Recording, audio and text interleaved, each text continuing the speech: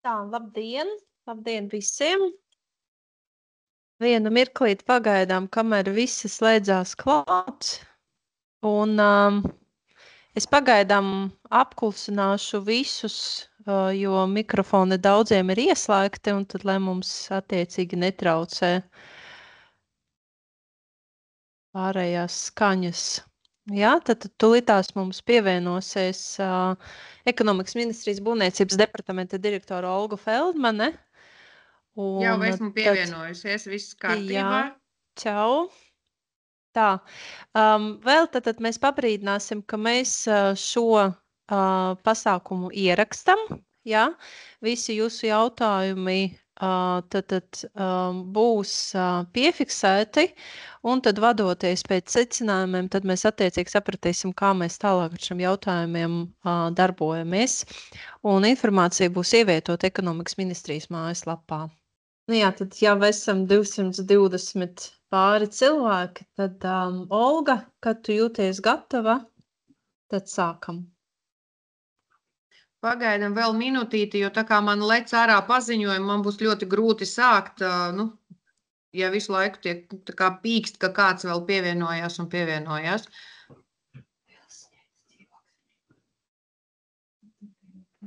Bet labi, kamerā pievienojās cilvēki.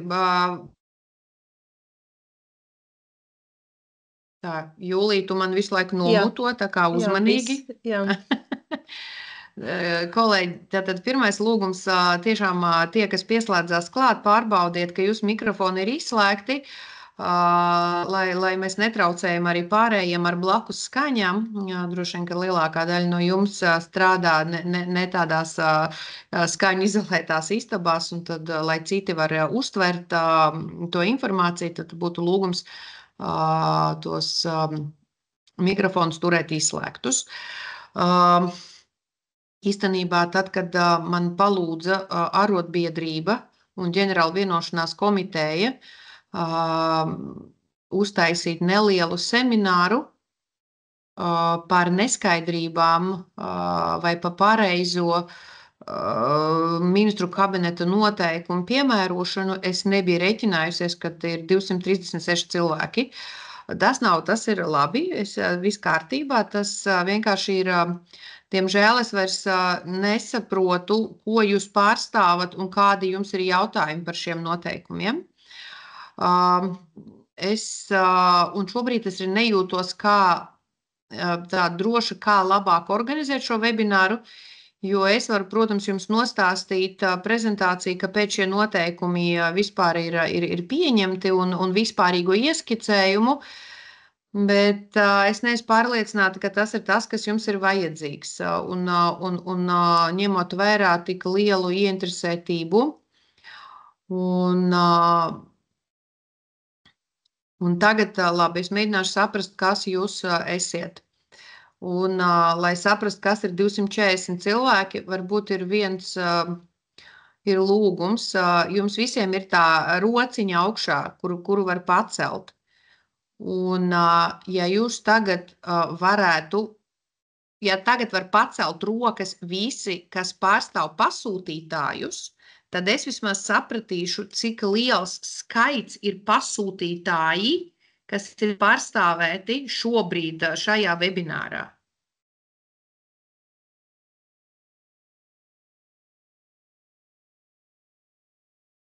Aha, labi.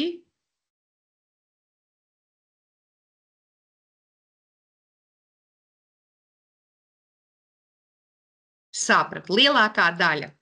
Labi. Tad nākamie, tagad lūdzu nolaižam visas rokas, un tad paceļ rokas tie, kas ir pretendenti, kas ir otrā līgumslēdzēja puse.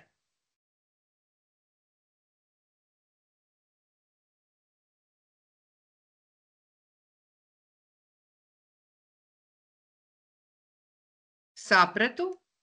Un tagad nolaižam rokas, un tad paceļ rokas tie, kas nav ne pretendenti, ne pasūtītāji, bet kuriem interesē šī tēma.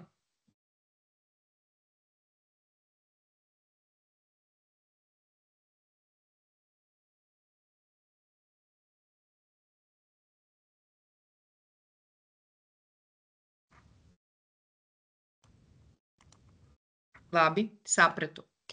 Tagad mēs līdzīgā veidā mēģināsim saprast, kas ir tas, kas... Labi, kas jums visvairāk... Tagad visi nolaižam rokas. Un tagad lūdzu pasakiet, vai kāds grib vienkārši tādu vispārīgo prezentāciju sākt ar tādu vispārīgo ieskicējumu par noteikumiem. Tātad paceļam rokas tie, kam būtu nepieciešams sākumā vispārīgi ieskicēt noteikumu jēgu un kāpēc ir noteikumi un pamatregulējumi.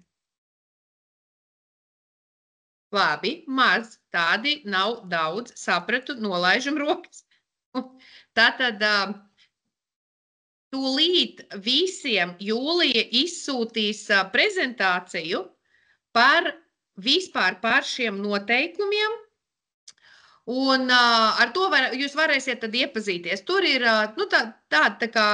ieskicējums vispārīgs noteikumu mērķis, noteikumu regulējums, kāpēc šādi noteikumi. Īstenībā es varbūt pati varu mēģināt viņu iekopēt čatā, lai jums ir Jā, tieši tā vajadzētu ielikt čatā, tāpēc, ka man nebūs visi kontakti. Viņš man neļauj prezentāciju ielikt čatā. Labi. Vēlreiz tūlīt pamēģināšu. Upi.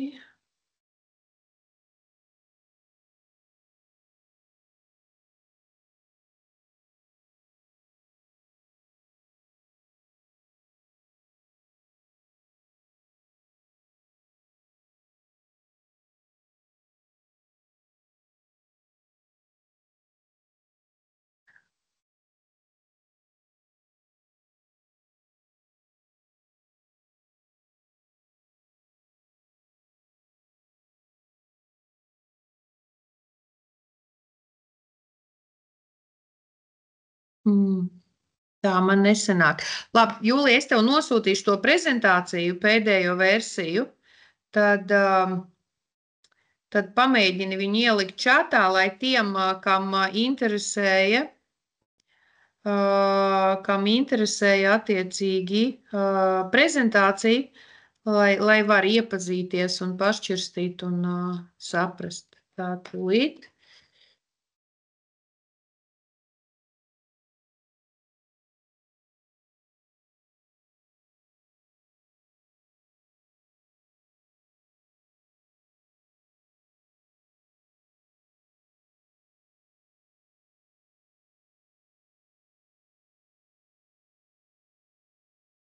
Tā, ir nosūtīts, tūlīt Jūlija mēģinās tad saprast, kā mēs varam ielikt šo prezentāciju čatā, lai jums būtu piekļuva pie tā čata.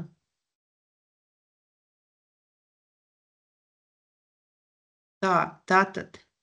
Mārtiņš ir iepostojis, lūkšu skaidrot tos 5 punktus, uz kuriem ģenerāla vienošanas komiteja norādīja, lūdzot organizēt šo semināru. Tātad 15., 17., 18., 21, 22 punkti.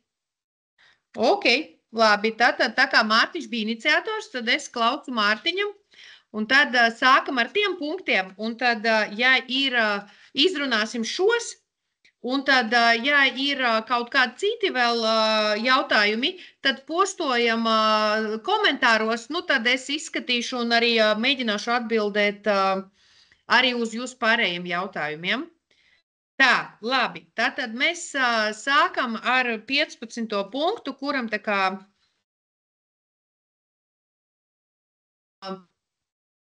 par kuru Mārtiņš ir lūdzis komentāru. Tātad 15. punkts ir, ja defekti ir konstatēti daļa būvdarbu, tad pasūtītais pieņem tos būvdarbus, kuru izpildē defekti nav konstatēti. Pēc defektu novēršanas izpildītos būvdarbus ietver nākamajā mēneša būvdarbu izpildes aktā. Tātad tas, kas šeit ir pateikts, faktiski te ir ierobežota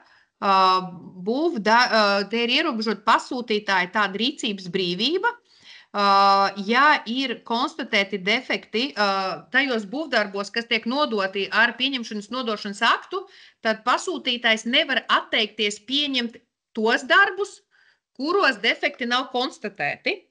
Attiecīgi tie darbi tiek pieņemti un atsevišķi tiek izdalīti būvdarbi, kuros ir konstatēti defekti. Un tas, kas ir pateikts noteikumos, kad attiecīgi tie būvdarbi ir jāpieņem un jāpieņem pēc iespējas ātrāk. Jaunu būvdarbu pieņemšanas nodošanas aktu, kuros sadala šos darbus ar defektiem un darbus bez defektiem, pasūtītājs var paprasīt.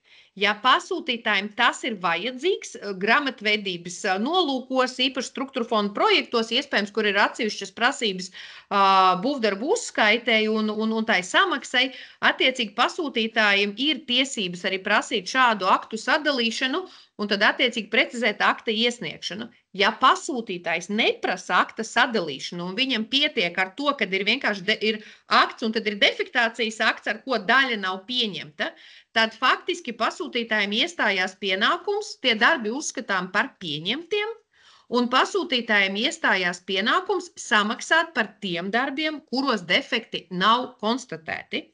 Tātad šobrīd tad ir divas iespējas.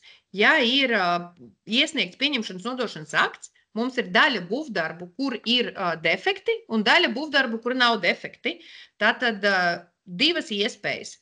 Vai nu līgumā jūs uzreiz atrunājat papildus, ka, ja ir defekti, tad būvdarbu veicējs iesniedz tad sadalīto, jeb šo izdala ārā tos darbus ar defektiem un iesniedz tīros darbus, vai arī jūs līgumā atrunājat, ka pasūtītājs maksā tos, par kuriem defekti nav konstatēti un attiecīgi nemaksā un nepieņem tos būvdarbus, kuros defekti ir konstatēti. Šādi ir konstruēti ministru kabineta noteikumi un šādi ir konstruēta tā redakcija un tā kārtība, kādā mēs pieņemam būvdarbus.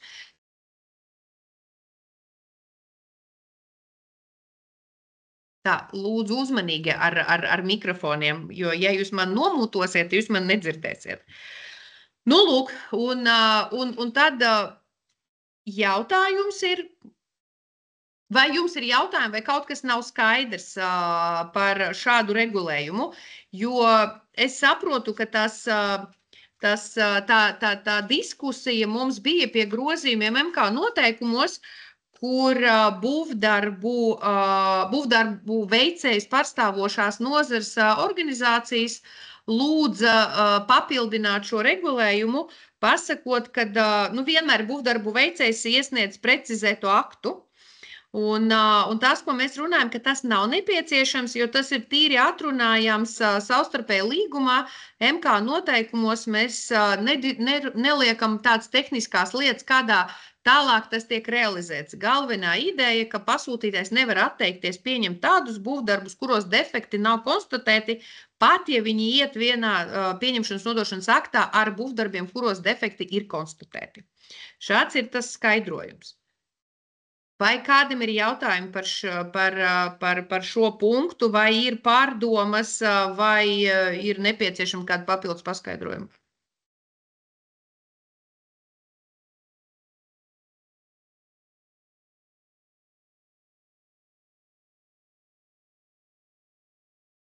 Man ir konkrēts jautājums, Māris. Jā, lūdzu. Sveika, Olga. Klausies, tas nozīmē tā, ja ir iedotas akts, un ja mēs atsakamies pieņemt, tad viņš iesniedz jaunu aktu, kur ir tikai tie darbi, ko mēs pieņemam, un viņi izraksta rēķinu par to. Jā, var darīt. Var arī tā darīt. Kāpēc tā jādara? Tāpēc, ka tas saistīts ar izpildu dokumentāciju, reģistrāciju žurnālos, un ja paliks kaut kādi nepieņemtie darbi, ļoti grūti noformulēt priekš grāmatvedības. Jā, piekrītu. Tāpēc es saku, bet tas, es negribu noteikumos likt šādas tehniskās prasības. Bet tā ir pareizi saprast. Mēs to darām jau ļoti ilgi, tikai tādā kārtībā un miers mājā.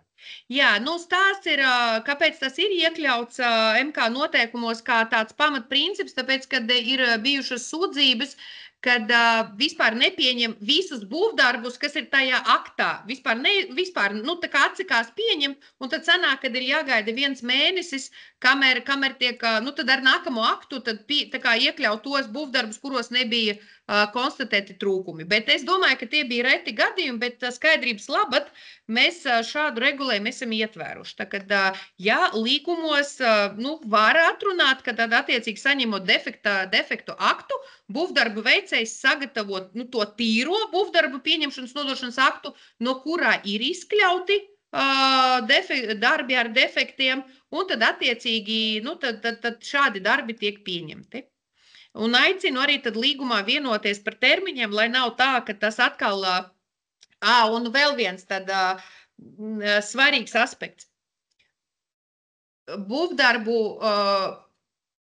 pasūtītājs nevar vērtēt vēlreiz tajā tīrajā aktā iekļautos darbus. Attiecīgi, tai būvdarbu pieņemšana ir jābūt ļoti ātrai. Ja vienreiz mēs mēnešu laikā esam novērtējuši visus darbus, kas ir ar defektiem, bez defektiem, mēs esam sadalījuši, tad reku būvdarbi ar defektiem, reku ir bez defektiem, tad precizē to būvdarbu pieņemšanas nodošanas aktu mēs neizskatām mēnesi, jo viņš ir tikai grāmatveidības vajadzībām. Mēs pārliecināmies, ka tur ir ietverti tiešām būvdarbi bez defektiem. Un nevar būt, kad jūs atkal mēnesi skatāt precizēto aktu. Šāda situācija neatbilstu noteikumiem. Labi. Tagad man ir vēl viens jautājums. Es nevaru saprast, vai jums ir slikts internets un jūs vienkārši met ārā un jūs pa jaunam pieslēdzaties, vai jūs visu laiku pieslēdzaties. Jo man ir ārkārtīgi sarežģīti runāt, ka man visu laiku lec uz ekrāna, ka pieslēdzās jauni cilvēki. Es saprotu, ja ir slikts internets, bet es nezinu, mums jau 21 minūte ir pagājusi, un cilvēki vēl turpina pieslēgties. Baigi sarežģīti šitā darīt, baigi.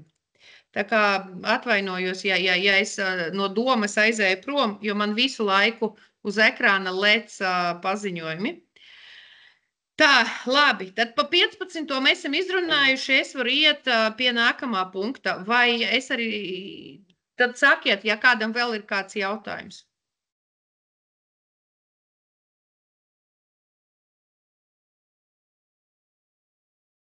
Tad nav. Pa 15. mums, es saprotu, vairāk nav, tad mums ir 17. Būvdarbu veicējs nodot pasūtītājiem visus izpildītos būvdarbus šādā kārtībā. Tad par pēdējā mēnesi izpildītiem darbiem, bet tas ir tad, kad viss ir izpildīts. 17. punkts attiecās uz gala pieņemšanas nodošanas aktu, kur attiecīgi mēs nododam to pēdējo mēnesi un visu pārējo. Ar šo mēs faktiski visu to līgumu noslēdzam. Un attiecīgi mēs iesniedzam aktu par pēdējā mēnesi izpildītiem būvdarbiem, un tad ar šo mēs arī paziņojam pasūtītājiem par būves gatavību eksploatācijai, bet pēc tam, kad BISā ir apstiprināts apliecinājums par būves gatavību eksploatācijai. Vai varbūt var ieskicēt, kas šeit nav skaidrs, un kāds ir jautājums, varbūt kādam ir jautājumi par šo punktu, ko lai es jums izskaidroju. Tā, Normundam ir pacelta roka. Normunds, lūdzu, jums roka pacelta. Mārtiņ, tev roka pacelta. Jā, ja es pareizi atceros, darba devēju problēma šajā punktā tā bija tāda, kad viņi uzskatīja, ka kaut kāda informācija tāpatās jau ir redzama BISā, un ka viņam atsevišķi nevajadzētu vērsties kaut ko īpaši pasūtītājiem norādot. Man liekas, tā bija tā galvenā darba devēja sāpe, bet ja kāds no šī viedokļa paudēm ir klāt, viņi varbūt var nokomentēt precīzāk. Respektīvi sāpe bija par to, kāpēc automātiski pasūtītājs neredz BISā.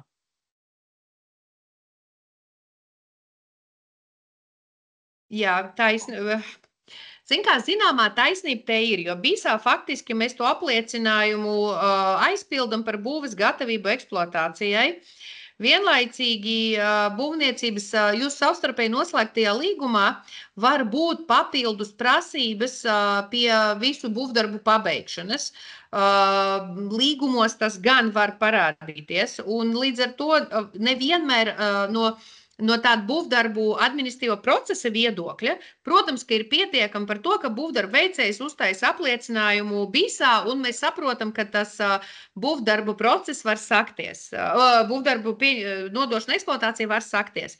Vienlaicīgi jūsu savstarpēji noslēgtajā līgumā var būt vesela virkne papildus prasību, kas ir uzlikts attiecīgi būvdarbu veicējiem, būvniecības procesa dalībniekam, pirms mēs uzskatām, ka visi būvdarbi ir pabeigti. Tas var būt saistīts ar kādiem speciāliem testiem. Tas var būt saistīts ar kaut kādu īpašu certifikāciju, īpašiem dokumentiem un visu pārējo. Un te bija doma, ka tad, kad viss ir pabeigts, tad būvdarbu veicējs pasaka, ka viss viņš ir gatavs visu veikt. Otrs stāsts ir, ka mēs tomēr nodalam būvdarbu pabeigšanu no tāda administratīva procesa viedokļa no līguma tiesiskajām saistībām. Un tāpēc ir tas atsevišķs paziņojums, jo šeit ir tas stāsts, kad mēs iesniedzam arī to būvdarbu izpildes aktu par pēdējo mēnesi, un tad mēs sākam mēs esam visu pabeiguši, vari tad sākt to procesu savā pusē, kas ir pasūtītājiem. Un, ka būvniecības administratīvais process ir viens stāsts, savukārt līguma tiesisko attiecību process un līguma saistību izpildes process ir atkal cits stāsts. Nekas neliedz jūsu līgumos atrunāt, kad tas pats apliecinājums, ar kuru bija sistēma paziņo pasūtītājiem, ir uzskatāms par 7.2 punktā minēto paziņojumu. Jūs varat brīvi salikt tos abus kopā. No valsts puses mēs negribējām iejaukties un pateikt, ka pietiek tikai ar to BIS paziņojumu. Tā bija tā doma, bet tas neliedz pašā līgumā salikt kopā, kas tiek uzskatīts par to paziņojumu un kā tiek paziņots pasūtītājiem. Visdrīzāk, tur arī ir jāsaprot, kad pasūtītāja pusē vislabāk, lai nav neskaidrību vai kādu sūdzību, jo visi paziņojumi nāk personām, kas ir ieziņoti konkrēti paziņojumu saņemšanai. Un pie būvdarbu procesiem un būvdarbu organizācijas tas nevienmēr ir tās pasūtītāja pārstāvis, kas attiecīgi piedalās tajā būvdarbu pieņemšanā. Un arī var būt, ka tas BIS paziņojums ir noklīdis vai iedots kādam citam un tiek kavēts termiņš. Līdz ar to būtu no tāda līguma saistību izpildes viedokļa būtu korekti, ja ir ļoti precīzi atrunāts, tad kas tas ir pa paziņojumu, kam viņš ir nosūtāms, kurš viņu saņem, lai mēs tad saprotam, ka no tā brīža mums arī sāk tecēt termiņš. Tāds bija mūsu skaidrojums, kāpēc mēs negribējām ministru kabineta noteikumos automātiski aizvietot 17.2 punktā minēto paziņojumu ar BIS paziņojumu.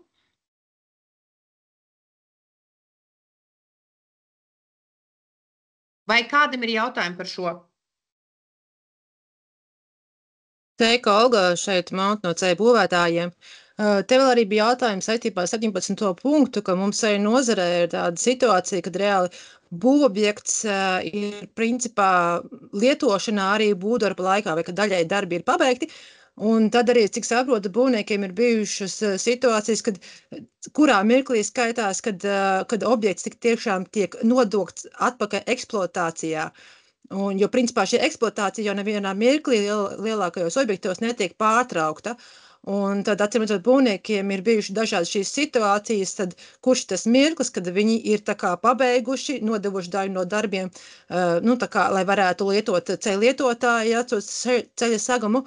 Un atšķirībā no ēku būvniecības, mums tas objekts bieži vien ir kustībā, lai gan viņš daļai tiek remontēts un pārbūvēts. Un es domāju, ka šeit ar šo jautājumu bija mūsu būvnieki domājuši, ko ar šo situāciju darīt. Jo kurš ir tas mirklis, kad tā kā nodod eksploatācijā? Bet šis ir tāds interesants jautājums patiesībā, ja es nemaldos, tad ceļu būvniecībā ir līdzīgi arī atsevišķām inženieru sistēmām ir pilnīgi tas pats. kad mēs varam nodot kaut ko eksploatācijā un paralēli turpināt. Mēs uzsākam būvdarbus, paralēli mēs neapturam eksploatāciju. Bet šī eksploatācija ir tāda pagaidu liedošana būvdarbu laikā. Eksploatācijā mēs nododam pabeigtos būvdarbus un objektu tajā brīdī, ka mēs esam pabeiguši visus būvniecības ieceres dokumentācijā minētos darbus. Tas, ka tas objekts pa starpam tiek lietots, tas nav tas pats, kas ir nodot eksploatācijā. Tas ir vienkārši būvdarba veikšana, neapturot pašu objekta eksploatāciju. Un jeb šo pašu objektu lietošanu. Tātad tas, kas MK nodod... Piedošana, es nedzirdēju. Ja būvdarbi nav, ja objekts ir palicis eksploatācijā, kā tad pēc tam viņu nodod eksploatācijā, tad jau kaut kāds cits formulējums? Nē, tātad vēlreiz. Būvdarbus var veikt objektā, kuru eksploatācija netiek pārtraukta. Tas ir tas pats var būt uz ēkām, tas pats var būt uz ceļiem, un ceļiem tikai ir atsevišķi vēl atrunāts, kad arī pabeidzot būvdarbus var turpināt eksploatēt objektu, bet nodošana eksploatācijā ir tad, kad mēs esam pilnībā pabeiguši visus būvdarbus atbilstoši dokumentiem. Tad mēs visu nododam eksploatācijā. Tās, ka pa starpu varēja lietot, tas ir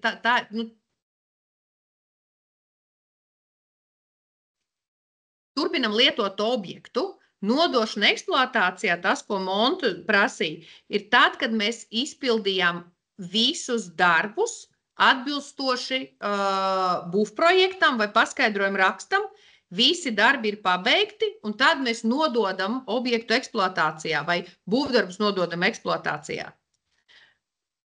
Un tās ir tas, kas ir 17. punktā.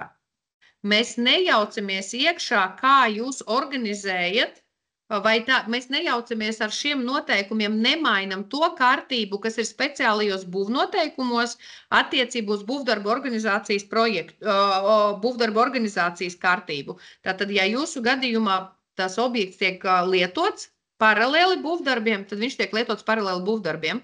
Taču tas neietekmē to gala nodošanu eksploatācijā, kur mēs pieņemam visu eksploatācijā atbilstoši dokumentiem. Paldies. Labi, par 17. punktu vēl ir jautājumi?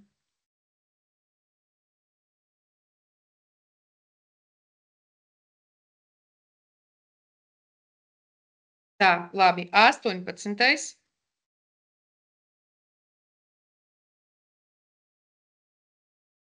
Par 18.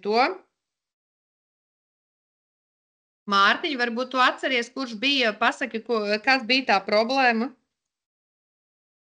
Ja es pareizi atceros, bet Mons man noteikti labosies, ja pateikšu nepareizi, bija par to, ka vai 18. punktu nevar pārmest vienkārši uz BIKS, paredzot viņam tur jaunu funkcionalitāti. Ka tā vietā, lai darbi... Jā, es sapratu. Tātad, zin kā, tas, protams, ir no vienas puses pilnīgi piekrītu, ka mēs būvniecības informācijas sistēmā mēģinam uzkrāt visus dokumentus, kas attiecās uz konkrēto būvniecības procesu, bet vienlaicīgi mēs arī saprotam, cik smagnēji paliek sistēma, ja mēs viņu pārlādējam vai ar dokumentiem, kas nav saistīti tādā tiešā veidā ar būvniecības administratīvo procesu, bet ir saistīti ar pasūtītāju prasībām un papildus, protams, būves eksploatācijai svarīgiem dokumentiem, bet tomēr viņi nav tiešā veidā saistīti. Mums jau šobrīd ir diezgan liels problēmas nodrošināt būvniecības informācijas sistēmas atradarbību, un ir diezgan grūti nodrošināt tādu apjomīgu dokumentu augšu pielādi. Līdz ar to tas, ko mēs pasakam, ka, protams, visi tie darbi un visa tā dokumentācija, kas ir būvniecības informācijas sistēmā, paliek, un tā nav atsevišķi nododama. Tas ir 18.2 punkta pēdējie vārdi. Tātad tagad mēs nododam tikai to, kas iepriekš nav augšu pielādēta būvniecības informācijas sistēmā. Un tas ir tas svarīgākais, ka tagad mēs arī atsakamies no sekto darbu aktiem, nozīmīgo konstrukciju pieņemšanas aktiem. Droši vien, ka mēs precizēsim redakcionāli šo punktu, pasakot, ka visam tam, kam ir jābūt būvniecības informācijas sistēmā atbilstoši normatīvo aktu prasībām, tas arī paliek būvniecības informācijas sistēmā, un tas atsevišķi, protams, netiek nodots, jo tas jau ir būvniecības informācijas sistēmā. Vienlaicīgi tādi dokumenti, kas ir papildus un kas nav augšu pielādējumi būvniecības informācijas sistēmā un izriet no jūsu savstarpēji noslēgtā līguma, šādi dokumenti tiek nodoti arī ārpus būvniecības informācijas sistēmas, un 18. punkta galvenā jēga, ka visam ir jābūt nodotam, lai saņemtu gala norēķinu. Tā ir tā galvenā jēga, jo, protams, visam, kam ir jābūt būvniecības informācijas sistēma, paliek būvniecības informācijas sistēmā. Vēl atgādināšu, ka iespējams, ka to varēja arī dalīt 18. punktu un daļu pārlikt uz pārējais noteikumiem, bet mums joprojām ir atsevišķas būvniecības ieceres, kur būvdarbu žurnāls nav elektronisks, un attiecīgi ieceri tas ir tās vecās papīra veida būvniecības ieceres, kur mums joprojām ir būvdarbu žurnāli papīra veidā. Tātad arī šādas ieceres vēl turpinās, un attiecīgi šādos gadījumos būtu ļoti sarežģīti likt visu augšu pielādēt sistēmā, jo tad būtu jāveido atsevišķa būvniecības lieta.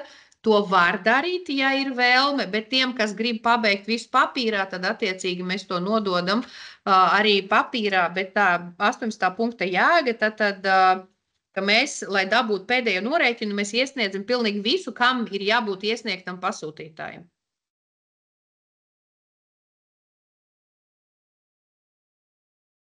Jā, lūdzu, Līgita. Labdien! Labdien! Vairāk tāds precizējošs komentārs varbūt par 18.1 apakšpunktu MK noteikumus. Tātad nodot atbilstoši šim te parauga aktam, un tātad ir noteikts, ka ir jābūt būves pieņemšanas eksploatācijā datumam un nu.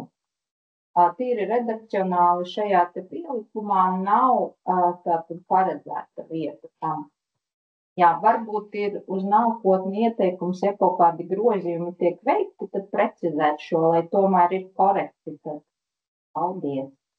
Jā, paldies, precizēsim.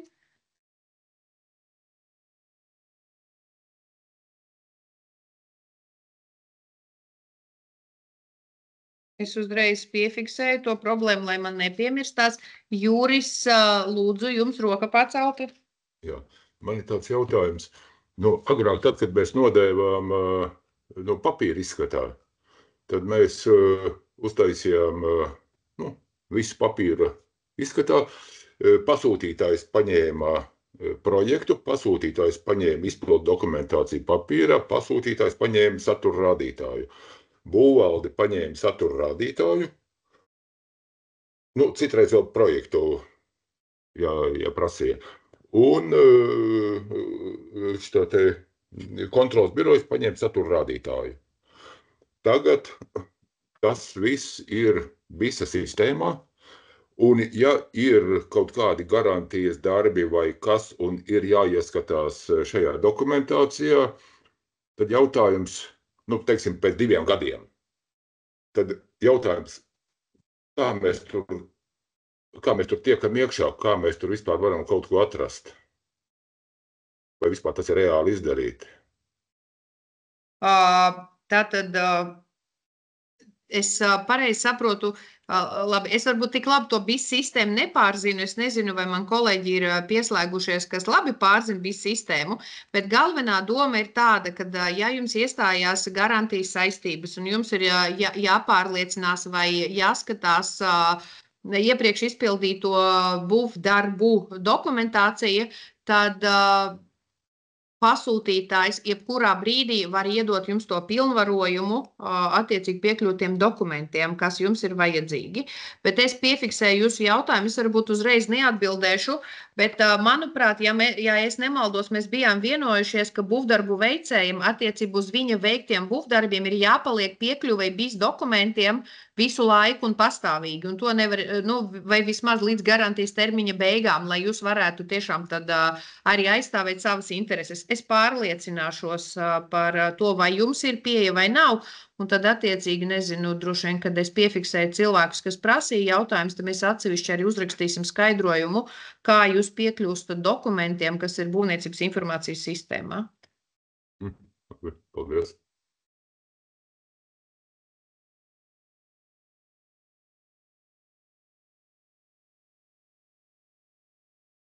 Labi. Es neredzu, ka vēl rokas ir paceltas. Tad es varu aiziet uz 21. punktu. 21. punkts ir par rēķina iesniegšanu. Tātad šeit, ja es pareizi atceros, tās bija par to pašu, par būvdarbu pieņemšanas aktu sadalīšanu divās daļās, vai ne? Un par rēķina iesniegšanu. Pareizi, Mārtiņ, tas bija tas pats jautājums?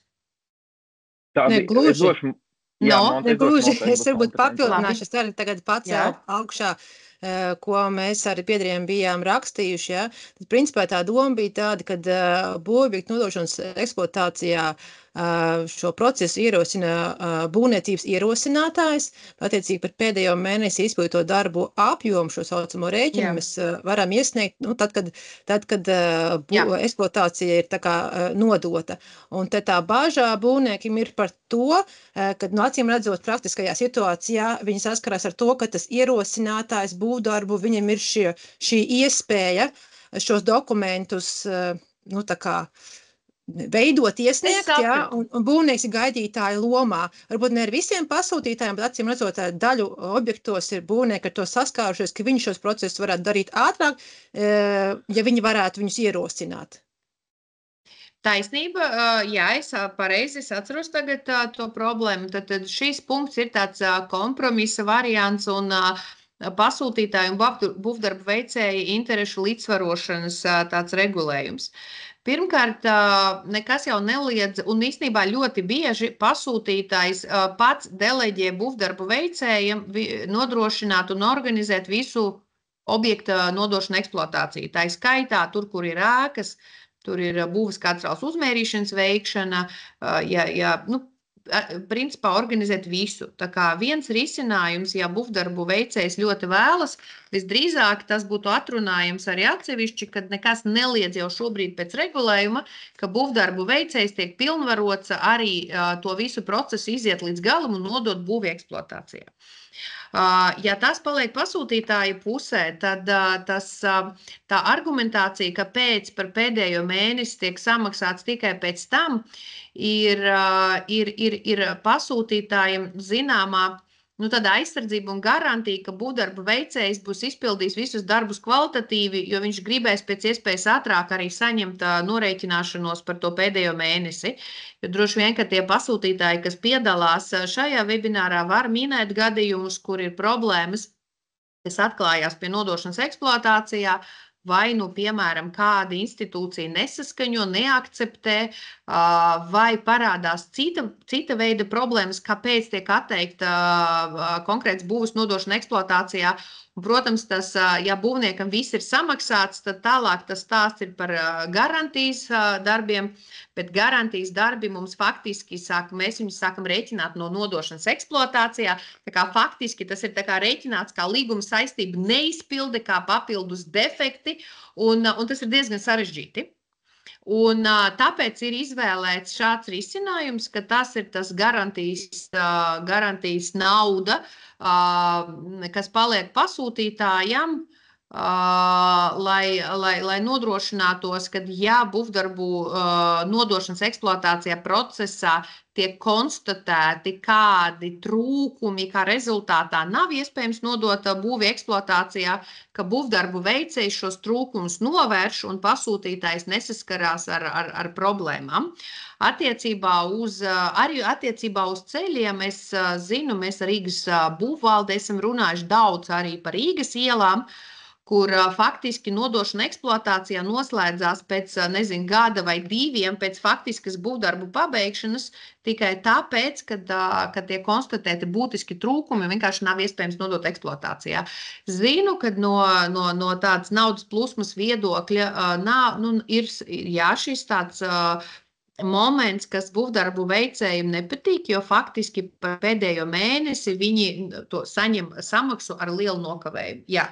Tā tas ir, bet šāds bija tas kompromiss, kas bija panākts sākotnējos noteikumos. Eduards, lūdzu, jums roka pacelt. Jā, sveicināti.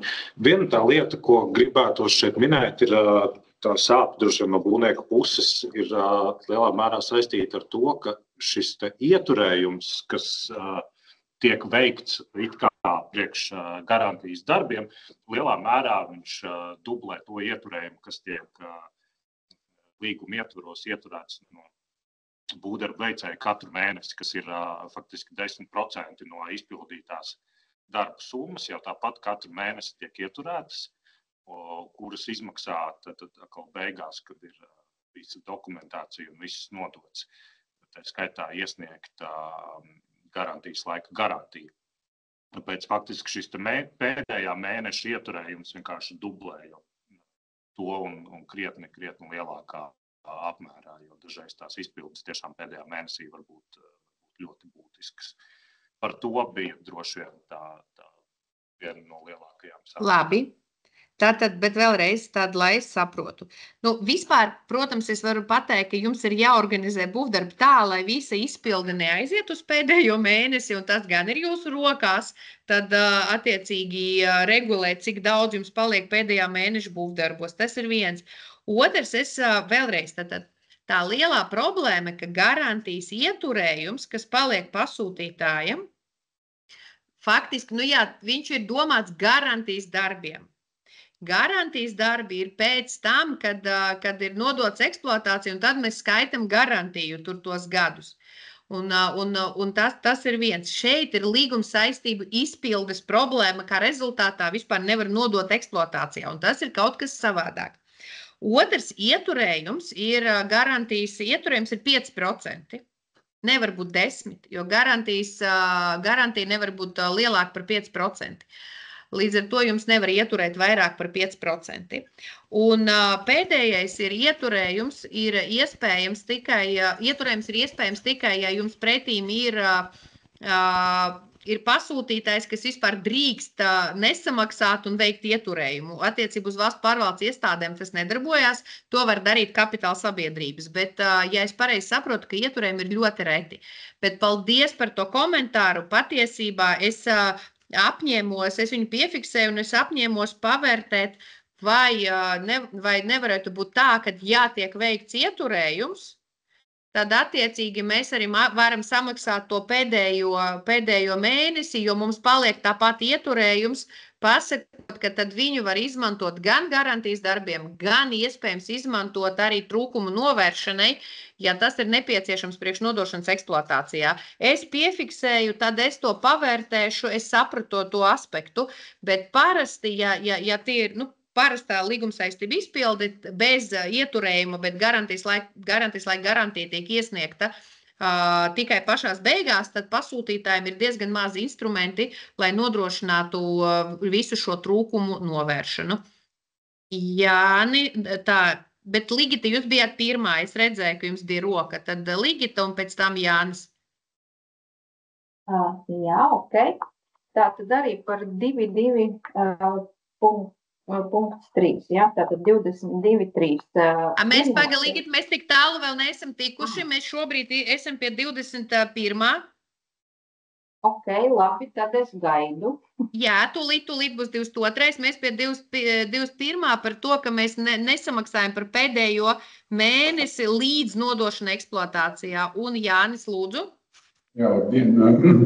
Tad mēs jau vēl pie šī paša punkta iesniedzam arī būvdarbu izpildes garantiju. Tā kā varbūt, ka tas ir tas instruments, ar kuru darboties, ja būvnieks kādreiz kaut ko neizdara, nevis apzināti vēl ieturēt tos 10% pēdējos.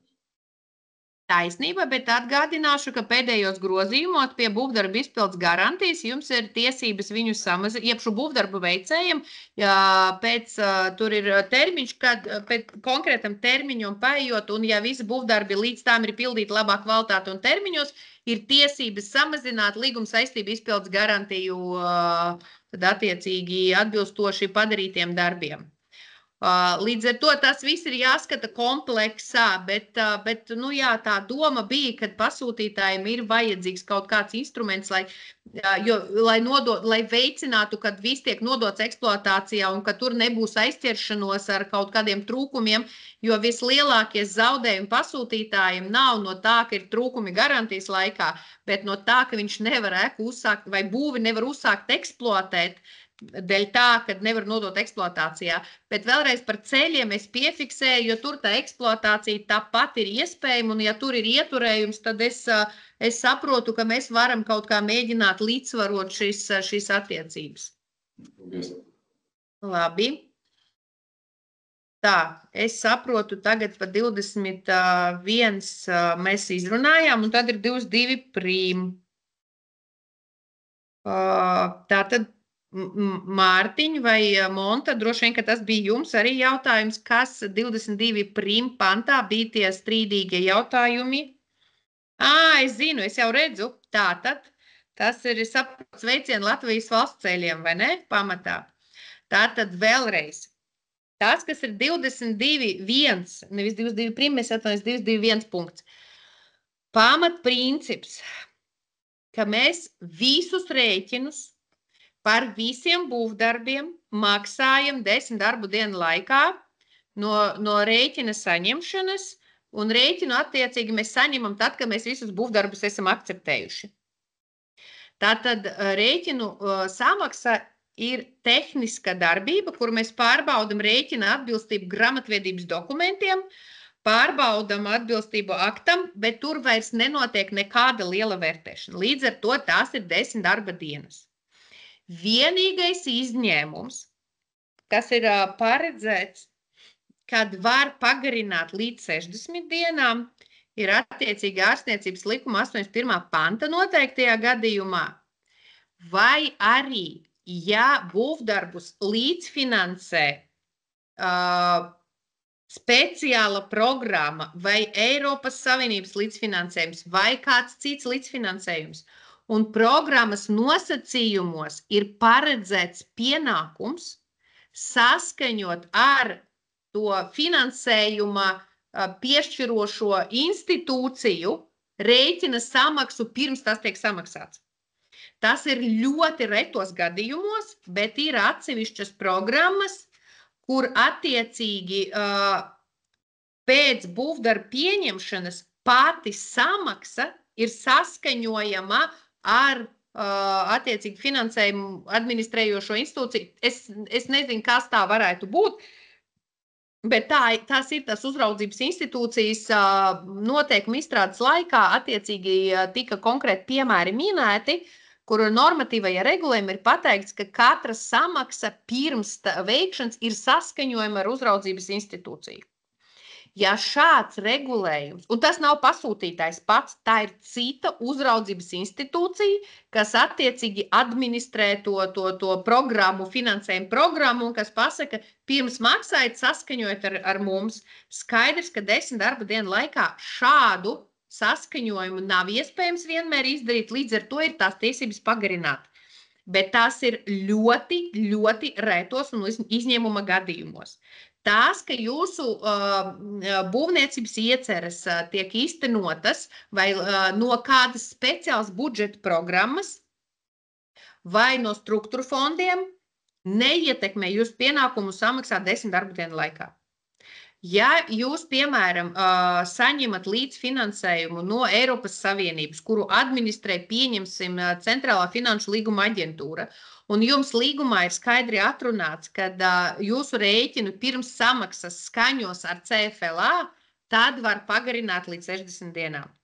Ja pirms samaksas nekas netiek skaņots, tad arī nekas nevar tikt pagarināts. Tas ir pamatprincips un pamatregulējums 22.1 punktam.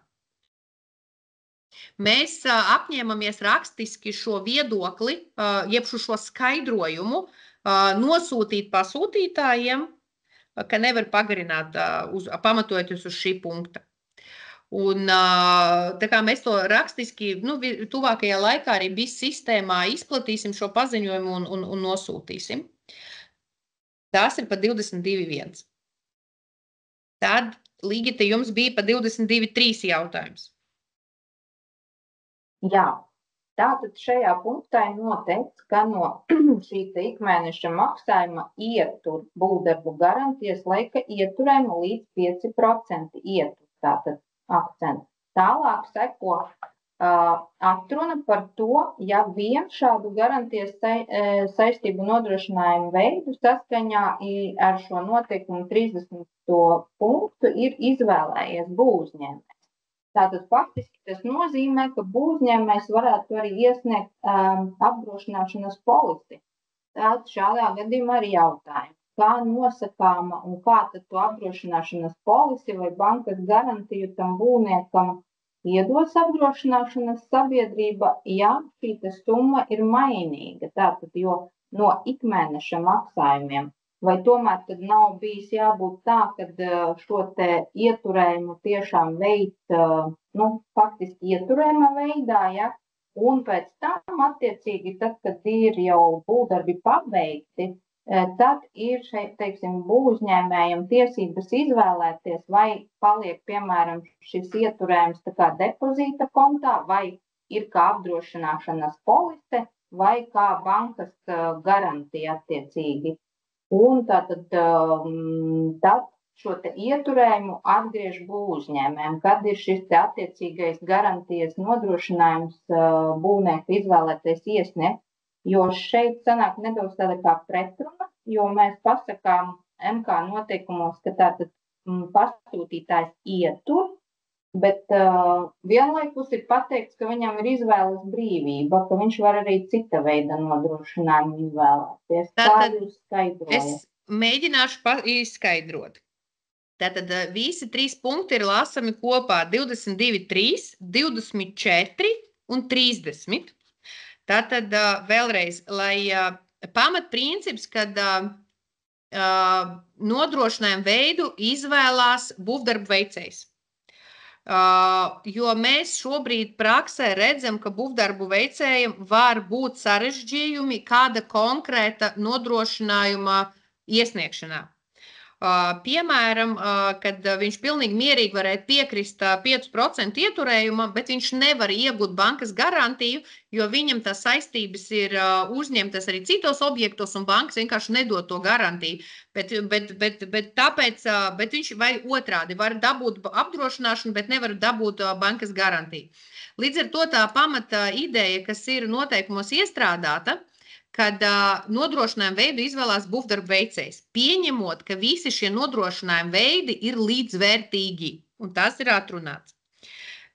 Vienlaicīgi ieturējums nevienmēr ir iespējams. Piemēram, valsts institūcija, ekonomikas ministrija tagad pati pasūtītu kādus būvdarbus, darbojās tikai kārtējā gada budžeta ietvaros. Un mēs nevaram atvērt kontus, kur ekonomikas ministrija tagad veic ieturējumu vai ieskaita daļu no naudas, kuru vajadzēja samaksāt būvdarbu veicējiem, jo faktiski tas ieturējums nozīmē, ka mēs nesamaksājam kaut ko, to naudu krājot kaut kādā atsevišķā kontā. Un šāds modelis nestrādā, ja pasūtītājs ir valsts institūcija vai, piemēram, tā skaitā arī pašvaldība. Līdz ar to tas pirmais princips ir, kad, ja mēs to ieturējumu piemērojam, tad to izvēlās pats pasūtītājs. Un pasūtītājs nosaka, vai viņam ir šāda iespēja ieturējums vai nav. Un tad pasūtītājs attiecīgi līgumā paredz vai nu visus veidus, tai skaitā ieturējumu, vai nu visus veidus bez ieturējuma. Nākamais, ja pasūtītājs šādu ieturējumu vispār kā tādu ir izvēlējies, tad šādu ieturējumu var izvēlēt, tad būvdarba veicējs var pateikt, super, man tas der, tad es izvēlos ieturējumu. Un tad attiecīgi no katra maksājuma, un tas ir 22,3 punkts, no katra maksājuma mēs arī tos 5% ieturam. Un mēs viņus ieturam līdz pašām beigām.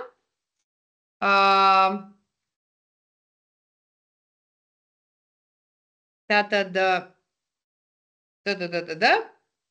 līdz ir iestājās 24. punkts. Bet es tūlīt atradīšu, piedošanu, es arī no galvas visus punktus nezinu, bet kaut kur bija paredzēts, ka būvdarbu veicējs attiecīgi var iesniegt arī samainīt to ieturējumu ar apdrošināšanu vai ar citu nodrošinājuma veidu.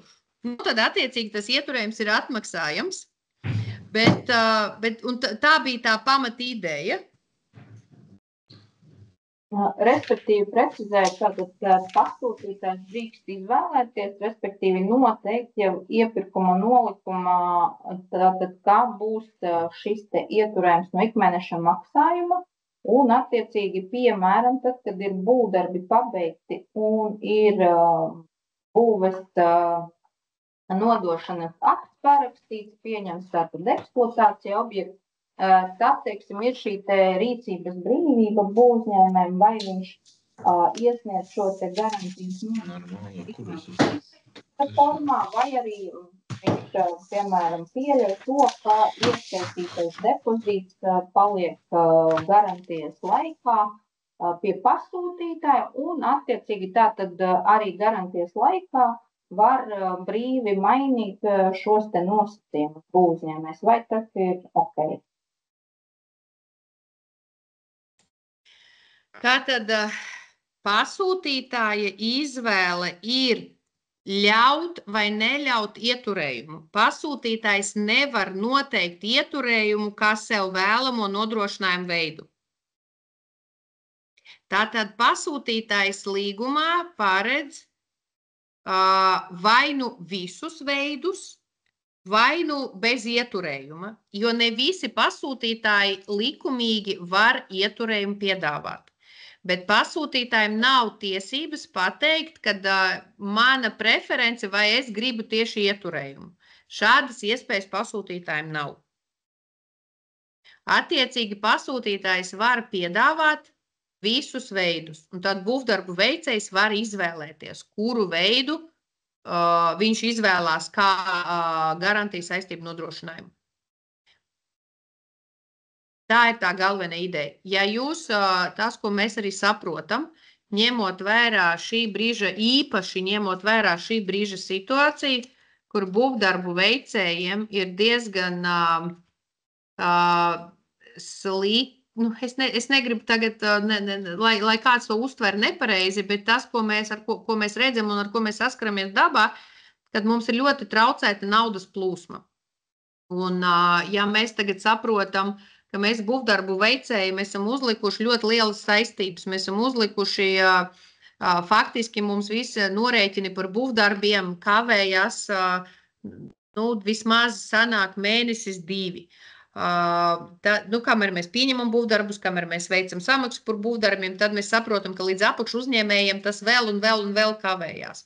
Un tā naudas plūsma jau šobrīd nav tāda, vēlama, kas ļautu visiem būvdarbu veicējiem, gan ģenerālu uzņēmējiem, gan apakšu uzņēmējiem, tā kvalitatīvi pildīt savas saistības pret darbiniekiem un pret valsti, samaksājot nodokļus. Līdz ar to, ņemot vērā, ka vēl mēs esam papildus uzlikuši gan līguma saistību nodrošinājumu, gan avansa nodrošinājumu, gan visu pārējos nodrošinājumus, tās atkal rada tās papildus izmaksas būvdarbu veicējiem. Līdz ar to šajos noteikumos ir mēģināts pateikt, ka tad viņš izvēlās to garantijas veidu tādu, kāda viņam rada vismazāku slodzi. Ja viņam ieturējums rada vismazāku slodzi, jo iespējams viņš nemaz nevar dabūt konkrētajā brīdī ne apdrošināšanu, ne cita veida, ne bankas garantiju, tad viņš var izvēlēties šo ieturējumu, jo viņam tā ir labvēlīgākā. Jo viss nodrošinājums, kas ir paredzēts publiskā iepirkuma likumā, ir līdzvērtīgs. Un no publiskā iepirkuma likuma viedokļa mēs nevaram ierobežot vai pasūtītājs nevar pateikt, ka viņš grib kādu konkrētu garantiju, piemēram, bankas garantiju, un ka viņš negrib ieturējumu vai negrib, labi, ieturējumu var, bet apdrošināšanu, piemēram, jo tas ir līdzvērtīgas garantijas. Tad pamatīdeja pasūtītājs izvēlās, vai viņš ļauj izvēlēties no visa klāsta ar ieturējumu, vai viņš ļauj izvēlēties no klāsta bez ieturējuma, jo pasūtītājiem vienkārši nav iespējams tādu ieturējumu veikt. Tā ir atbilde. Bet vēl ko gribu pieteikt. Ja jums ir kādi šādi jautājumi, jūs pilnīgi droši rakstiet man e-pastā šos jautājumus, tad mēs un miniet konkrētu gadījumu vai konkrētu bišķi vairāk, jo šobrīd es runāju par tādu vispārīgo regulējumu, bet šie noteikumi satur pamatprasības, kuras jūs varat detalizēt un apaudzēt ar piemērošanas prasībām savos līgumos. Un tad, ja jums ir kāda konkrēta jautājums, vai tā var, vai tā nevar, jūs droši varat rakstīt e-pastu, es noteikti paskatīšos un atbildēšu, jo citreiz redzot to kontekstu, atbilde var būt arī paplašinātos teikumos un var arī būt savādāka. Tā kā šobrīd tā pamatīdeja, kad ir šāda, kā es izstāstīju. Tā, par 22. vai kādam vēl ir jautājumi? Labi, tad es eju tālāk. Pēdējos grozījumus, tad ir nākamā vēlme grozījumus, kas būvdarbu līgumos jāiekļauj no jauna. Tātad tie ir pēdējie grozījumi tipveida līguma noteikumos, kas ir tikko pieņemti. Pirmais, ko es jums uzreiz gribu pateikt, tie neatiecās uz jau noslēgtiem līgumiem, tur nekas nav jāmaina un jāprecizē. Tie neatiecās arī uz jau izsludinātiem iepirkumiem. Grozījumi attiecās tikai uz tiem iepirkumiem, kas ir izsludināti pēc grozījuma spēkā stāšanās, lai gan tas nav precīzi atrunāts pārējais noteikumos, bet tā bija valsts kanclejas juristu tas viņu viedoklis, ka tādi pareizi noteikumi nav nepieciešami, jo šādi jau tas darbojās atbilstoši juridiskā spēka likumam un attiecīgi mēs nepiemērojam noteikumus ar atpakaļējošu spēku un visos publiskajos iepirkumos, kas bija izsludināti pirms noteikumu grozījuma spēkā stāšanās, attiecīgi mēs piemērojam vecās redakcijas, mēs jaunās redakcijas nepiemērojam. Tā kā tas ir pirmais, ko es no savas puses gribu pateikt, jo es jau sāku saņemt zvanus ar jautājumu, vai mums kaut kas ir jāpārskata. Nē, jums nav jāpārskata nekas no tā, ko jūs jau palaidāt uz priekšu, kur iepirkumi ir izsludināti. Šos mēs attiecīgi piemērojam tiem, kur mēs vēl neesam izsludinājuši iepirkumu. Tad ir pamatīdeja grozījumiem bija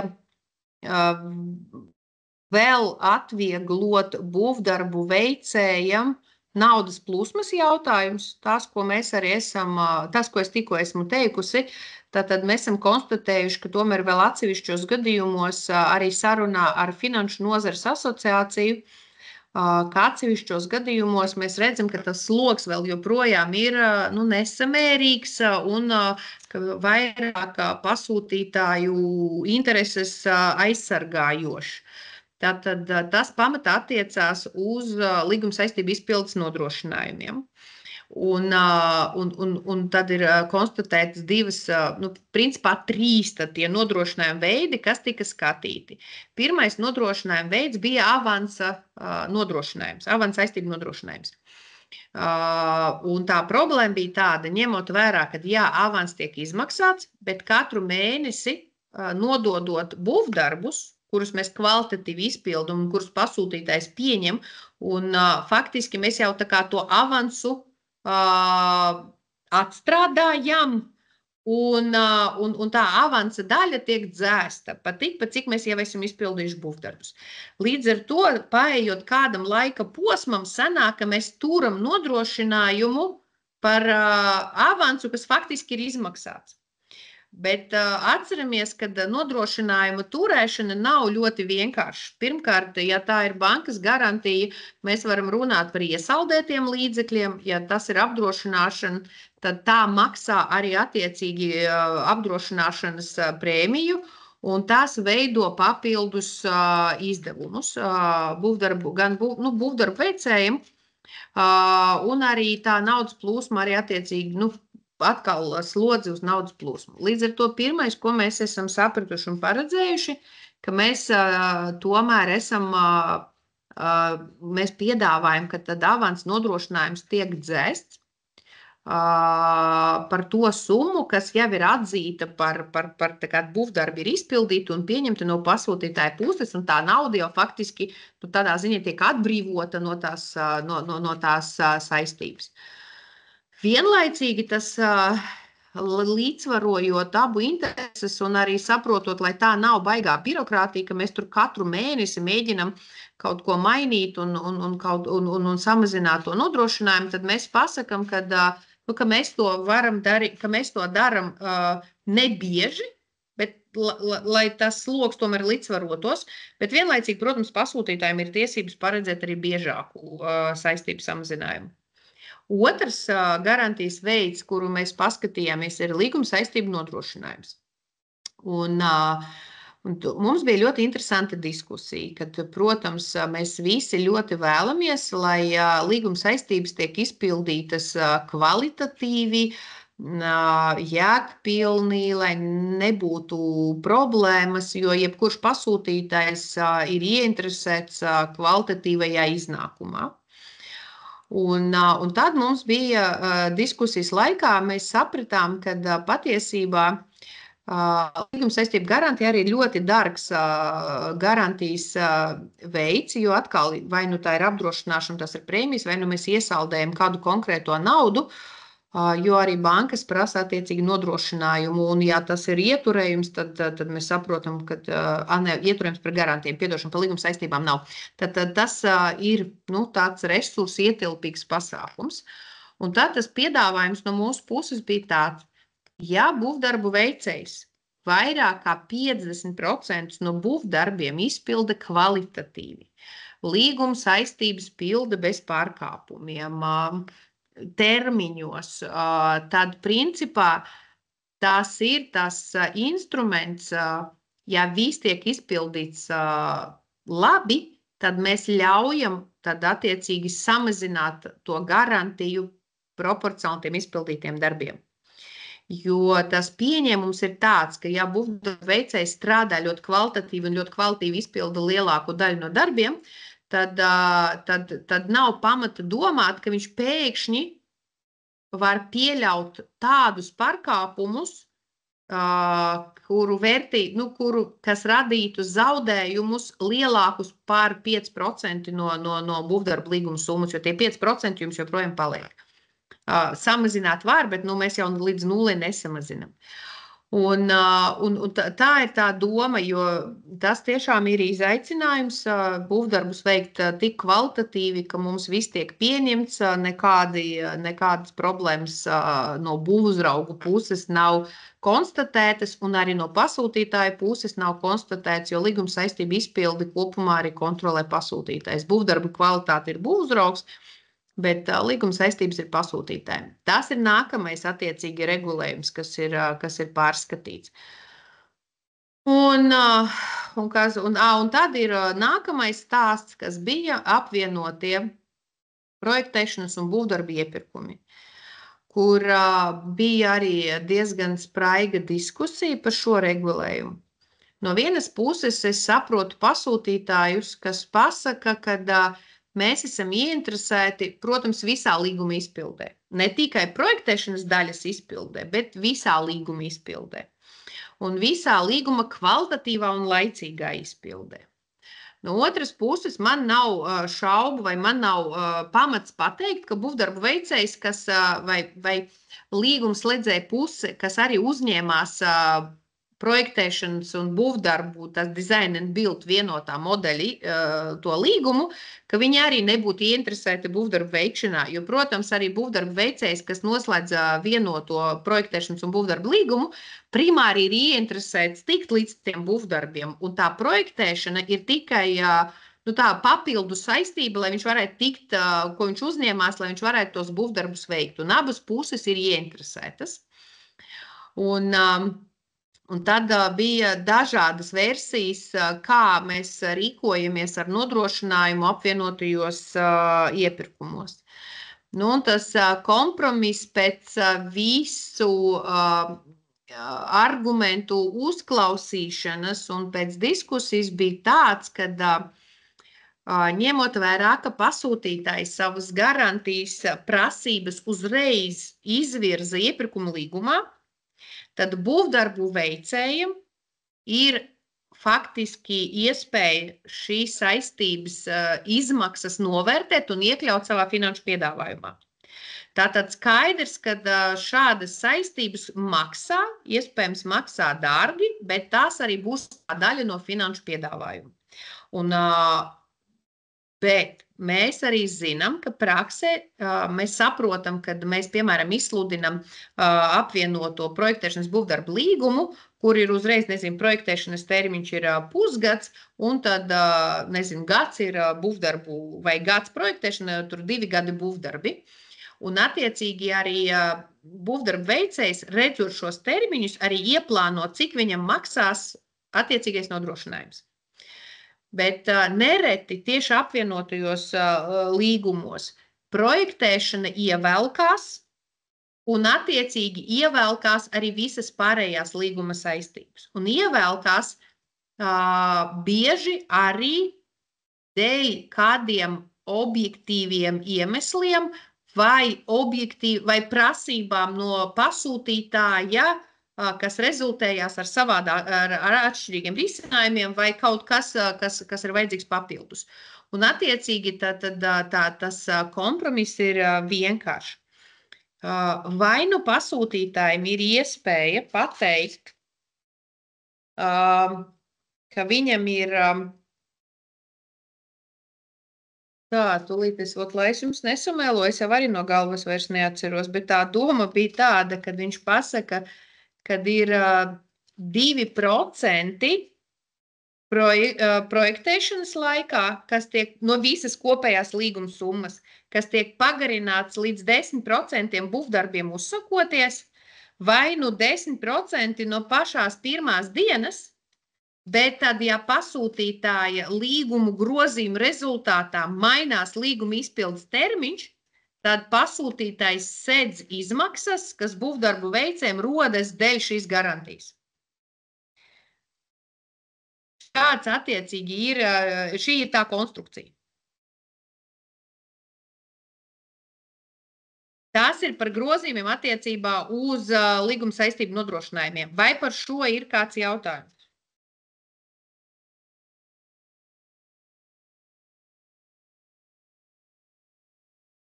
Nav nopietni. Tas labi, ja viss ir skaidrs, jo par šo bija ļoti smagas diskusijas, kamēr mēs sapratām, kā un ko mēs varam darīt. Labi. Un tad vēl ir viens grozījums, iespējams, kas ir izraisījis jautājumus, ir par nebūtiskiem defektiem. Tas grozījums ir plašs un viņš ir ļoti vispārīgi noformulēts, un man nebūs jums atbilde. Kā pareizi to iztenot katrā konkrētā gadījumā. Bet tas, ko mēs gribējām atrisināt vai gribējām paredzēt, ir atsevišķu pasūtītāju sniegtā informācija, kad ir pieņemot būvdarbus, ir konstatēti, tiek pieņemts kaut kas ļoti apjomīgs, kas ir izbūvēts, un tajā ir konstatēti defekti, kurus pasūtītājs vēlas, lai tie tiek novērsti, bet vienlaicīgi tie defekti ir tik nebūtiski, kad viņi tā kā neietekmē visu to būvdarbu kvalitāti tādā veidā, ka nevar pieņemt visus būvdarbus. Un pasūtītāji paši norādījuši uz nepieciešamību dot rīcības brīvību, līgumos tad attiecīgi šo jautājumu tālāk atrunāt un definēt, ka pasūtītāji būtu tiesības, atkal tas, lai nepārmet pasūtītājiem, kā jūs varētu pieņemt nekvalitīvus būvdarbus. Jo, labi, varbūt tāds stulbāks piemērs, kas bija, ka tiek pieņemta kaut kāda, starp sienu izbūve, kur vienā aktā ir visa starpsienas izbūve, bet piemēram, konstatēti defekti krāsošanā vai tapetēs, kas ir uzlīmētas. Un tad attiecīgi nebūtu samērīgi nepieņemt visu to sienu, visas sienas izbūvi, ja tie defekti faktiski neatiecās uz šīs sienas kā tāds kvalitāti, bet attiecās uz kādu nelielu darbu daļu, kuru arī būvdarbu veicējs var ļoti vienkārši un ļoti ātri novērst. Un otrs arguments bija, ka ja ir tiešām definēta kā līgumā tā cena ir pa to visu darba apjomu, kad nav iespējams mēģināt noskaitīt, ka mēs samaksājam 95% un nesamaksājam 5%, kamēr netiek tā siena pārkrāsota. Šāds iespējas nav un ir sarežģītas, un kā mēs varam novērtēt, cik tad reāli maksā tā pārkrāsošana un cik procenti tie varētu būt. Tā kā tas, ko mēs esam izdarījuši, mēs esam definējuši, ka jums ir tā rīcības brīvība līgumā atrunāt attiecīgi, ko nozīmē tie nebūtiskie defekti, lai jums neviens nevar pārmest, ka jūs tā kā rīkojaties arī efektīvi un konkrētajā gadījumā jūs esat pieņemuši darbus, arī kuros ir tie maznozīmīgi vai nebūtiski defekti, un esat vienojušies, kurā attiecīgi termiņā būvnieks šos darbus novērš līdz galam. Ja defekti ir tādi, kas liedz turpināt būvdarbus, vai defekti ir tādi, kas jau pēc būtības ietekmē izpildīto būvdarbu kvalitāti, tad tādus būvdarbus nevar pieņemt, un būvdarbu veicējs arī nevar prasīt, lai tādi būvdarbi tiek pieņemti. Tas ir tas svarīgās lietas, kas bija iekļautas grozījumos. Ja ir kādi jautājumi, droši prasiet.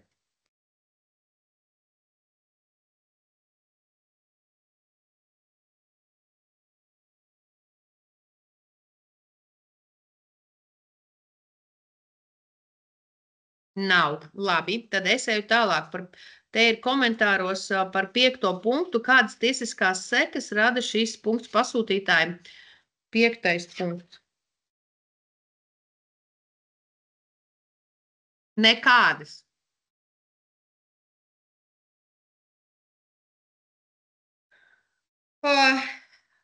Principā 5. punkts ir vairāk deklaratīvs ar domu veicināt laicīgu norēķināšanos starp arī apakšuzņēmēju ķēdē.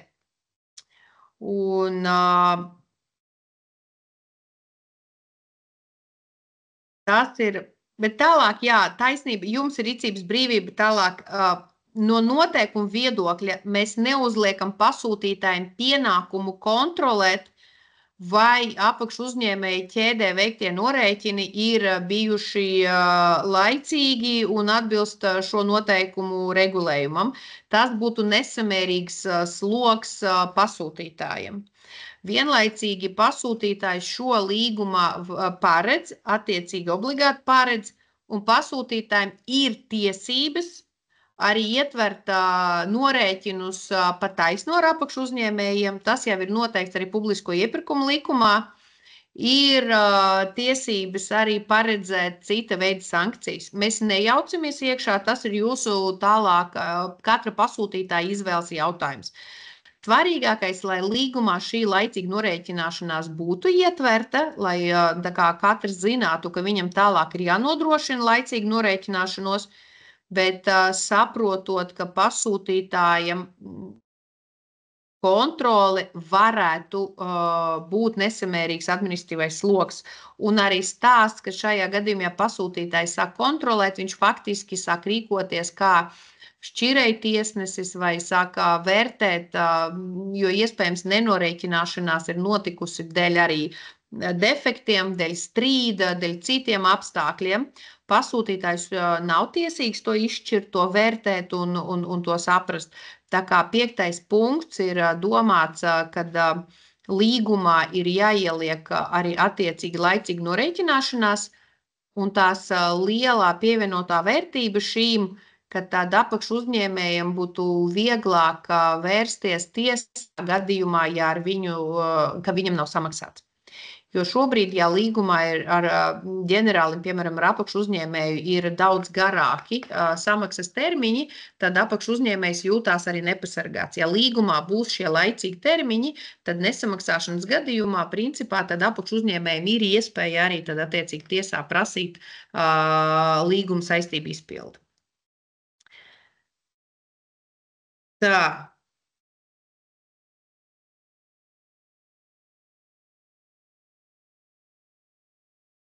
Tālāk es skatos.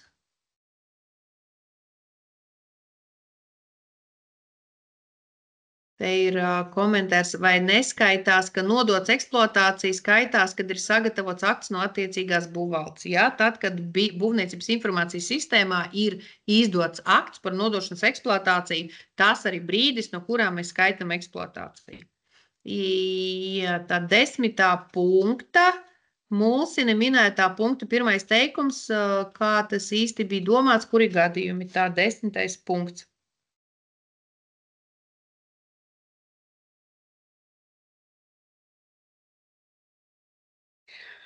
Man būs grūti jums pateikt konkrētu piemēru.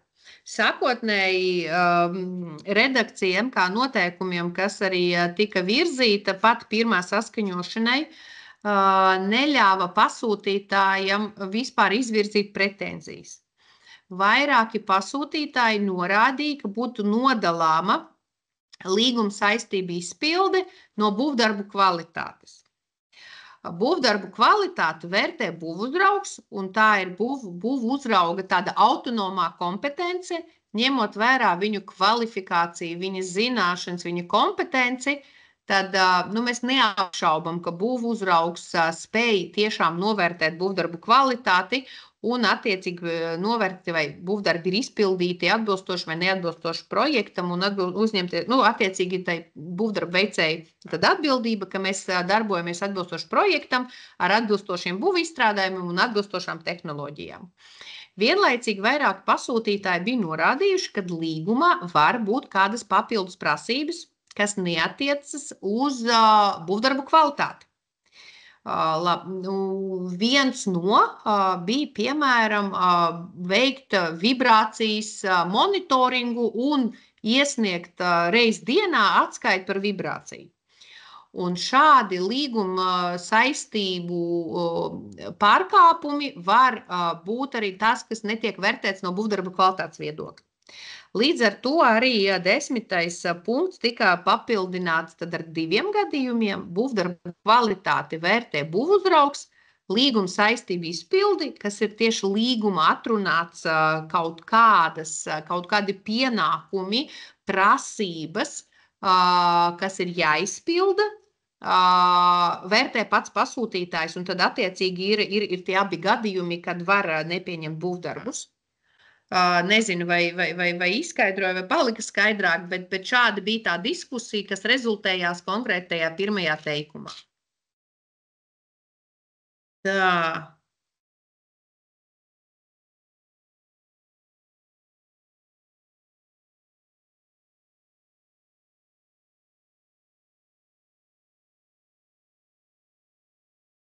Cik ilgā periodā tiek uzglabāti BIS materiāli dokumenti? Ja es pareizi saprotu, bez termiņa. Tātad mēs sistēmā visu uzglabājam, vai arī atbilstoši, es nezinu, lai es nesamēloju, es varu paskatīties un attiecīgi atbildēt e-pastā, ja tas ir svarīgi. Jāskatās no arhīvu dokumentu viedokļa, kas tiek glabāts pastāvīgi un kas tiek glabāts terminēti. Ja es nemaldos, viss, kas ir bijis, ir glabāts pastāvīgi, bet iespējams kaut kādas atsevišķas lietas varētu būt terminētas, bet princips ir, kad BIS faktiski neievieš neko jaunu būvniecības dokumentu apritē, un nostiprina attiecīgi to praksi, kas ir izveidojusies. Bet, ja ir interese, tad es varu atsevišķi paskatīties.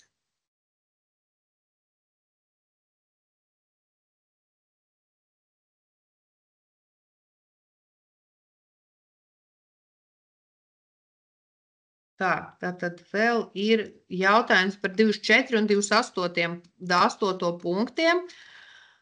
Vai 28 attiecas tikai uz naudas ieturējumu vai attiecas arī uz polisēm? Ja attiecas arī uz polisēm, tad kā reāli dabā notiek tās samazinājums 3. gada sākumā? Ļoti vienkārši 28. Pagaidu, es atveršu, vai es izlasu precīzi. Tas attiecas uz visa veida garantijas laika nodrošinājumu, tātad vienkārši 3. gadā tiek iesniegta garantija par mazāko apjomu. Attiecīgi, ja bija iesniegta garantija par 5% no līguma cenas, tad tajā brīdī, kad ir tiesības samazināt līdz 2%, būvdarba veicējs iesniedz garantiju par samazināto naudas summu. Tas attiecās gan uz bankas garantiju, gan uz apdrošināšanām, gan arī uz ieturējumiem. Jā, Ligita, lūdzu, jūs roku pacēlāt. Precizējošs jautājums. Tātad būvuzņēmējs iesniedz sākotnēji par visu garantijas laiku ar 5% šo te nodrošinājumu. Un tad, kad pienāk šis termiņš, kad viņam ir tiesības samazināt šo nodrošinājumu, tad viņš iesniedz jau tā. Jā, paldies. Tieši tā. Un attiecīgi jums ir tiesības atteikt, nepieņemt, ja tur ir bijuši defekti vai neizpildās visas prasības. Labi.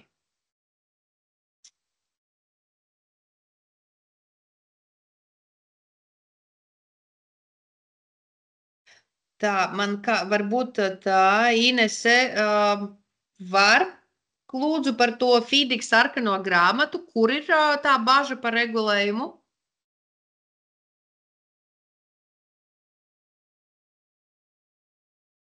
Tātad komentārs ir FIDIC sarkanās grāmatas regulējums paredz, ka ieturējuma naudas pirmās puses izmaksa ir veicama pēc inženieru darba pieņemšanas nodošanas apstiprinājuma izdošanas. Parasti inženieru darba pieņemšanas nodošanas apstiprinājums tiek izsniegts pirms objekts pieņemts eksploatācijā ar būvvaldes aktu, kā tas saskanē MK noteikumu regulējumu.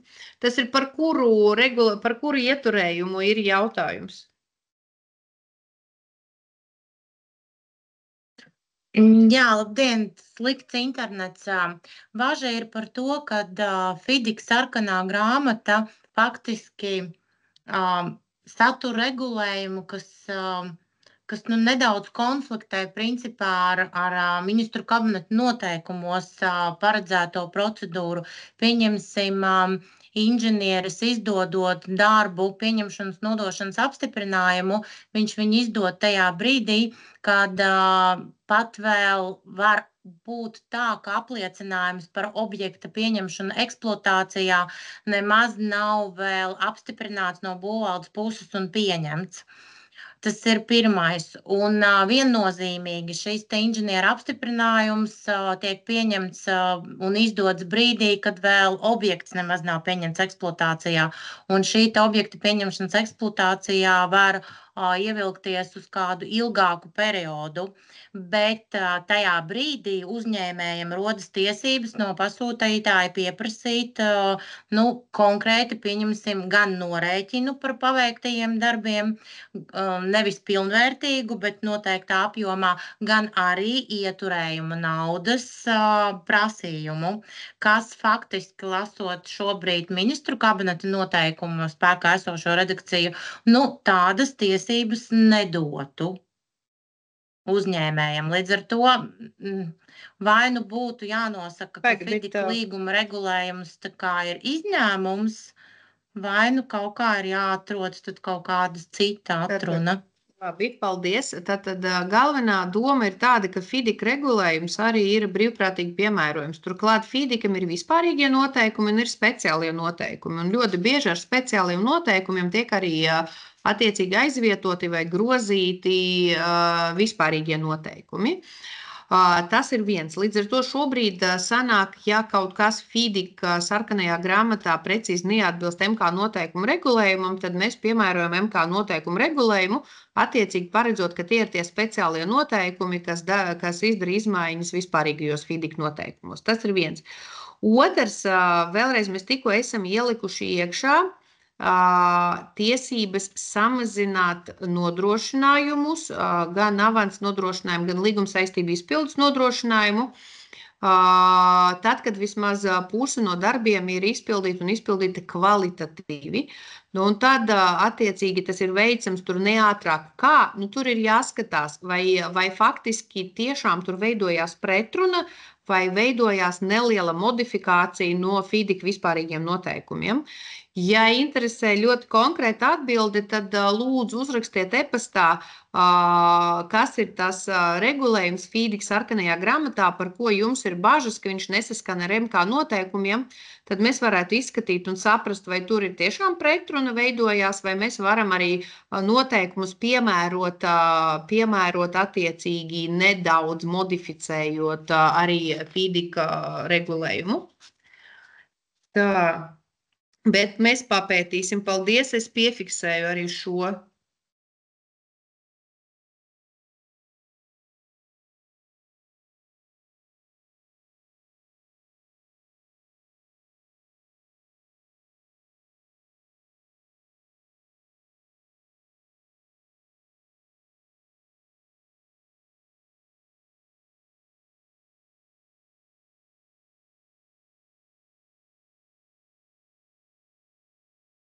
Tā, es nezinu, varbūt tā pagad, te ir 4. punkts par to obligāto būvuzraudzību. Tas ir Edgars ielicis komentāru, koriģētā redakcija, tad tās, kāpēc mainīt tā. Vai jūs varat, Edgar, varbūt pakomentēt, ko jūs gribējat pateikt ar savu komentāru, jo tas, ko es varu pateikt, ka mēs esam... ka viss tās MK noteikuma regulējums ir veidots gadījumam, kad ir obligāta būvuzraudzība. Jo milzīga loma ir piešķirta būvuzraugam, nodalot attiecīgi pasūtītāja kompetenci un būvuzrauga kompetenci attiecībā uz būvdarbu kvalitātes novērtēšanu un būvdarbu pieņemšanu.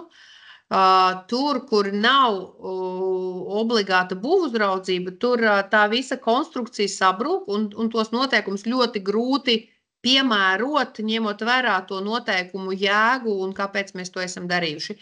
Tāpēc ir 4. punktā ir tagad ielikts, ka kad noteikumi attiecās uz objektiem, kuros ir obligāta būvuzraudzība. Un tur, kur nav obligāta būvuzraudzība, tad attiecīgi noteikumi nedarbojās. Bet varbūt varat precizēt savu jautājumu, kas bija domāts ar to komentāru.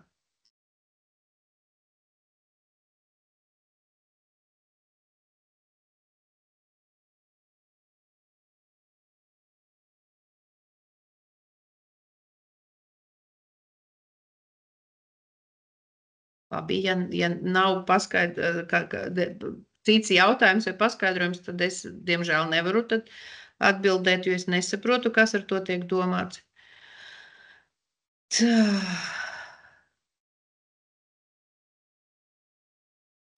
Vai tuvākajā laikā ir plānots kāds reāls mehānisms, lai izslēgtu galveno būvuzņēmēju patvaļu attiecībā pret norēķiniem ar apakšu uzņēmēju? Jums šis instruments visu laiku ir pieejams publisko iepirkumu likumā. Jūs principā varat līgumos paredzēt arī pa taisno norēķināšanos ar apakšu uzņēmējiem, un jūs varat šīs saistības pārņemt. Tas jau šobrīd ir PIL likumā paredzēts, līdz ar to šajos noteikumos tas nebūtu dublējams, bet šīs instruments ir. Ja jums ir citi instrumenti, ko jūs varat piedāvāt, kā nodrošināt laicīgu norēķināšanos, tad es labprāt uzklausītu, bet šobrīd pamat instruments ir tas, kas ir publisko iepirkumu likumā.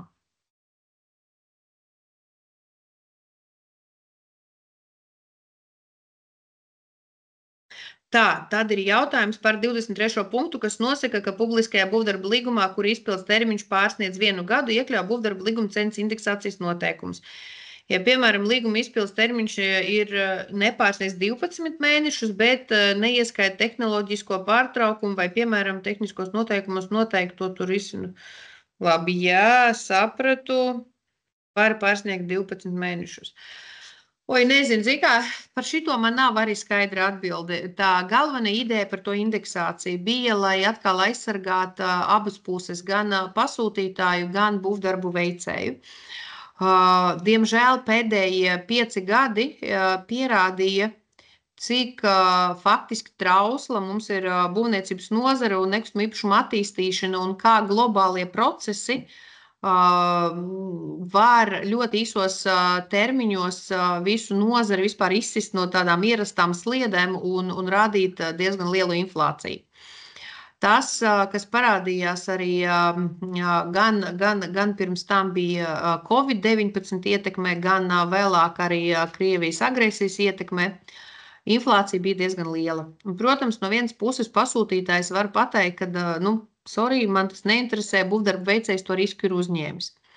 Bet no otras puses tas pasūtītājiem nozīmē lielu risku, ka būvdarbu veicējs vienkārši nespēja to izpildīt, vai nu viņš mēģinās kaut kā ekonomēt un izpildīt nekvalitatīvi, vai nu viņš vienkārši atkāpsies no līguma, saprotot, ka viņam ir izdevīgāk zaudēt 10%, kas ir līgumsots, nekā turpināt izpildīt saistības pie ļoti straujas inflācijas. Un tas, ko mēs arī esam sapratuši, ka arī pasūtītāji, kas redz nepieciešamību indeksēt līguma cenu, nevar to darīt, ja pašā līgumā tas nav atrunāts uzreiz. No publisko iepirkuma likuma attiecīgi mēs nevaram līguma cenu indeksēt, ja tas nav paredzēts uzreiz pašā līgumā. Un šāda līgumcenas indeksācija ir uzskatām par būtiskiem līguma grozījumiem. Līdz ar to tas mēģinājums bija pateikt, ka pasūtītāji lūdzu ļoti rūpīgi novērtējiet, kādas līgumcenas indeksācijas noteikumus jūs ieliekat līgumā. Protams, es saprotu arī pasūtītājus, kas grib uzreiz saprast, cik viņiem izmaksās šie būvdarbi un kas nav gatavi katru gadu indeksēt līguma cenu. Faktiski iespējams, ka tas budžets nemaz nav pietiekams un šāda līguma cena indeksācija faktiski nebūs iespējama.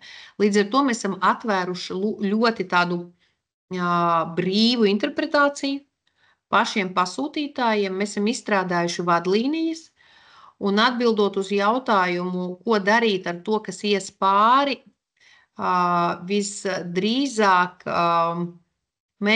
ja jūs neiekļautu līgumcenas indeksāciju, mēs neteiktu, ka jūs esat pārkāpuši MK noteikumus, jo formāli līguma izpildes termiņš ir tie 12 mēneši. Bet paši novērtējiet, jo vēlreiz līgumcena indeksācija ir, jūs paši saprotat, kas ir tie riski, ko jūs esat gatavi uzņemties, un kas ir tie riski, kas obligāti ir jāuzņemās būvdarbu veicējiem. Jūs varat pateikt, ka šo risku uzņemās būvdarbu veicējs. Un tas nebūs neatbilstoši šiem noteikumiem. Tā kā indeksācija ir šobrīd tāds, šie noteikumi dod vairāk tiesības, teiksim tā, šie noteikumi nosaka pienākumu uzreiz līgumā paredzēt spēles noteikumus. Tā, lai abas puses zina šo spēles noteikumus, apzinās un attiecīgi var arī sagatavoties un prognozēt. Sliktākais ir tad, ja mēs nezinām spēles noteikumus. Tad ir problēmas. Līdz ar to šie spēles noteikumi līgumā ir jāiekļauj. Un viņiem jābūt skaidriem. Bet šādu sarežģītus gadījumus, kur tā kā nevar saprast, tas ir jūsu vairāk galvenais. Atrunājiet, kad šoreiz, kad ļoti skaidri pasakiet, ka jūs tad šos būvdarbus neindeksēsiet, un attiecīgi būvniekam tad tas būs skaidrs, ka tas ir uz viņa tā kā rēķina un tas ir viņa risks. Vai arī tas pats jūs varat noteikt, piemēram, kaut kādu maksimālo indeksācijas robežu. Jūs varat pateikt, kas tad ir tā būvdarbaveicēja risks, kas ir jūsu risks. Bet vēlreiz noteikumi viņi ir vispārīgi ar domu, lai jūs paši saprotat un nofiksējat tos spēles noteikumus. Pienākums vienkārši viņus ir nofiksēt. Bet kādi ir spēles noteikumi, tas ir katra pasūtītāja atbildības jautājums. Tā, labi.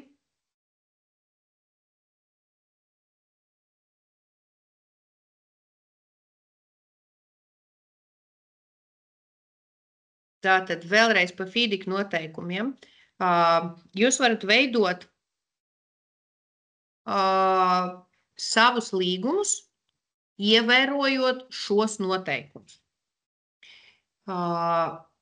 Bet jūs nevarat būtiski grozīt vai mainīt noteikumu jēgu. Ja FIDIC sarkanā grāmata ir pretrunā ar šiem noteikumiem, tad jūs taisat izņēmumu ar speciāliem noteikumiem no vispārīgiem noteikumiem, bet jums ir jāievēro šie noteikumi. Jo šie noteikumi attiecībā uz garantijām, tad ir jāskatās.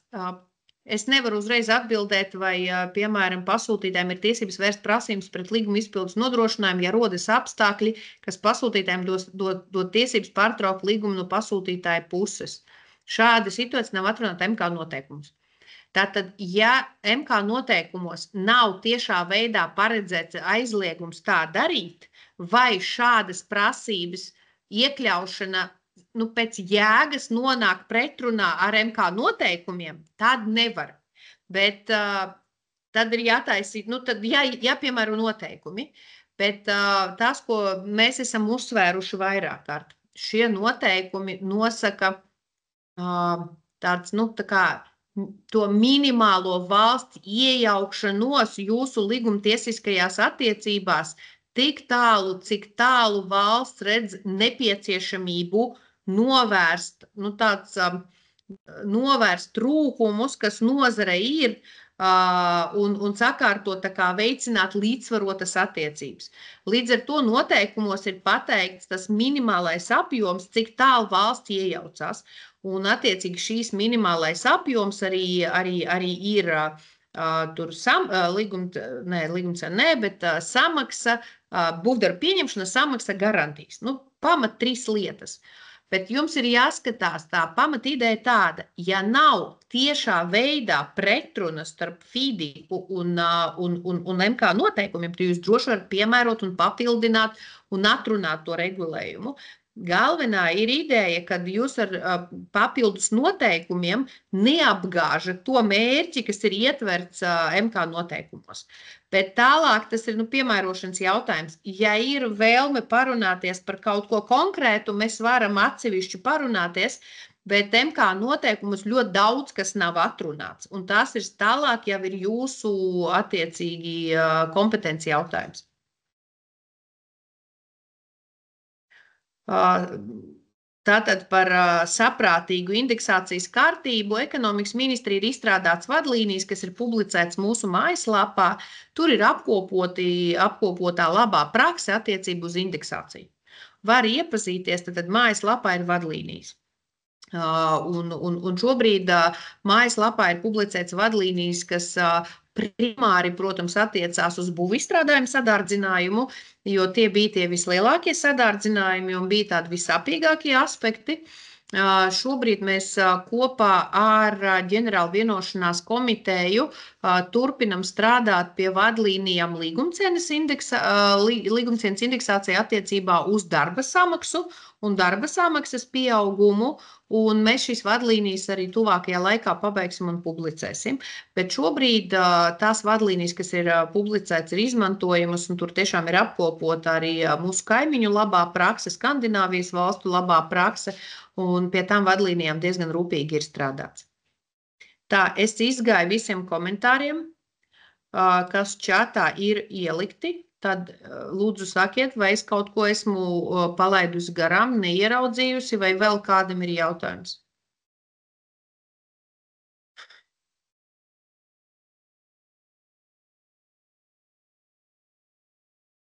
Tad viss, tad izskatās, ka esam izrunājuši. Vēlreiz atkārtošos, tātad, ja ir kādi jautājumi specifiski, kas rodās ikdienā, droši rakstiet. Es redzēju, ka Jūlija ir ielikuši čatā arī manu e-pastu. Lai ātrāk dabūtu atbildi, rakstiet uzreiz man uz e-pastu. Ja jūs rakstīsiet oficiāli, tad kamēr tas nonāks līdz manim, var aizņemt dažas dienas. Es saprotu, ka citreiz ir steidzami nepieciešams skaidrojums. Mēs palīdzam, sniedzam atbalstu, skaidrojam, un tā kā, ja ir kāds neskaidrības, droši rakstiet. Nu, tad no manas puses viss.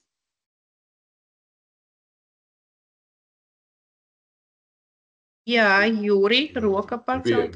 Vienu maz jautājumu vēlreiz par to izpildu dokumentāciju. Tad kā mēs varētu to atbildi saprast vai izlasīt kaut kur? Ielieciet čatā savu e-pastu, tad es sazināšos atsevišķi. Kur tas ir tas čats? Augšā, reku pat pirmā ikoniņa ir čat. Jā, labi, tūlīt. Jā, tad Jūlija piefiksēs, un tad mēs atsevišķi sazināsimies un sapratīsim, kā mēs varam jums atbildēt, ja? Jā, paldies. Labi. Nu, tad, ja vairāk jautājumu nav, tad paldies par jūsu uzmanību.